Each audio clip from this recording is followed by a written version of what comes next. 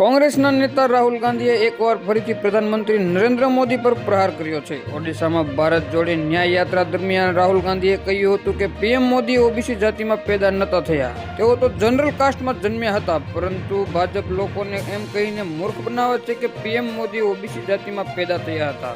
રાહુલ ગાંધીએ કહ્યું કે લોકોને બેવકૂફ બનાવવામાં આવી રહ્યા છે. પીએમ મોદીનો જન્મ ઓબીસી વર્ગમાં થયો ન હતો, તેઓ ગુજરાતની તેલી જાતિમાં પેદા થયા હતા. આ સમુદાયને ભાજપે 2000 વર્ષમાં ઓબીસી ટેગ આપ્યો હતો. તેમનો જન્મ જનરલ કાસ્ટમાં થયો હતો. તેઓ ક્યારેય જાતિ આધારિત વસ્તી ગણતરી થવા દેશે નહીં, કારણ કે તેનો જન્મ ઓબીસીમાં થયો નથી. તેમનો જન્મ સામાન્ય જાતિમાં થયો છે. તેઓ દુનિયાને ખોટું બોલી રહ્યા છે કે તેઓ ઓબીસીમાં પેદા થયા હતા. રાહુલ ગાંધીએ વધુમાં કહ્યું કે મને ખબર છે તેઓ ઓબીસી નથી, કારણ કે તેઓ ઓબીસીને ગળે લગાવતા નથી. તેઓ જાતિ ગણતરી નહીં કરાવે, કારણ કે તેઓ ઓબીસી છે જ નહીં. કરોડોના સૂટ પહેરે છે અને પોતે ગરીબ અને ફકીર કહે છે. સવારે નવો ડ્રેસ, સાંજે નવો ડ્રેસ અને રોજ નવો ડ્રેસ પહેરે છે અને પોતાને ઓબીસી કહે છે. રાહુલ ગાંધીના આ નિવેદન પર ભાજપે જડબાતોડ જવાબ આપ્યો છે. ધારાસભ્ય અને પૂર્વ મંત્રી પૂર્ણા મોદીએ કહ્યું કે રાહુલ ગાંધી વોટ બેન્કિંગ અને તૃષ્ટિકરણની રાજનીતિ રમી રહ્યો છે. રાહુલ ગાંધીએ ઓબીસી સમાજનું ફરી એકવાર અપમાન કર્યું છે.